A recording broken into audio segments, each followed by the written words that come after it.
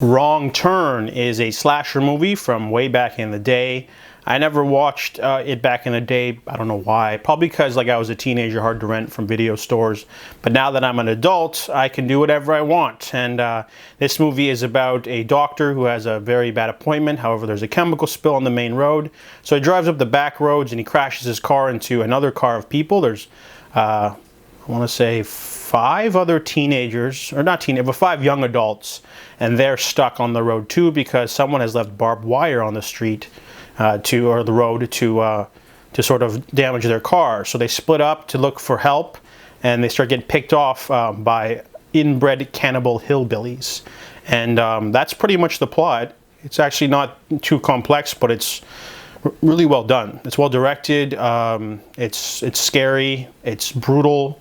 It's less scary and more brutal than it is like thrilling, but there's a really great sequence on a tree, and there's a lot of talent here. There's, you've got half the cast of True Calling, some other people. Emmanuel Chikiri's in it, Kevin Zegers.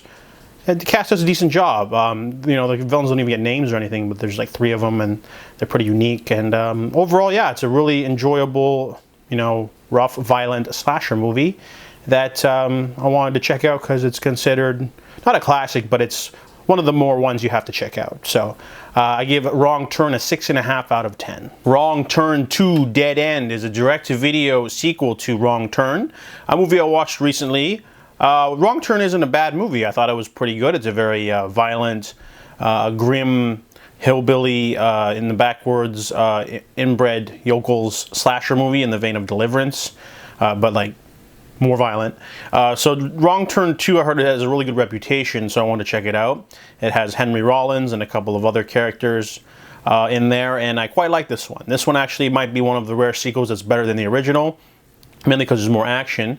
The plot being that there's a bunch of actors and actresses on reality TV called like an apocalypse event or something, and they basically have to go in the woods without any food or water, and they have to walk around and find shelter, live on their own, and then there are these sound traps that they get hit, and those are like the challenges.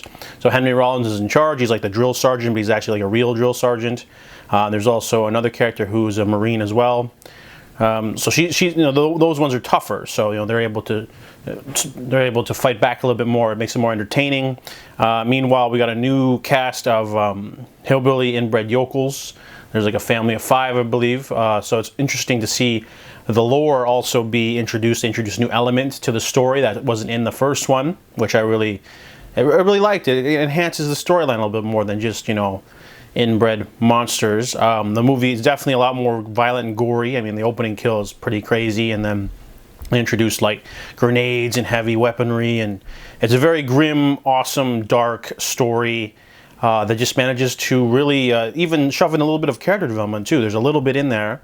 And there's a lot of heart-wrenching moments too. I was really rooting for these characters. They weren't just, people, meat sacks to be like killed. I really wanted to watch, the inbred cannibal monster people get their comeuppance as well. So Wrong Turn 2 has a nice balance between character development and gore, and it definitely ups the stakes.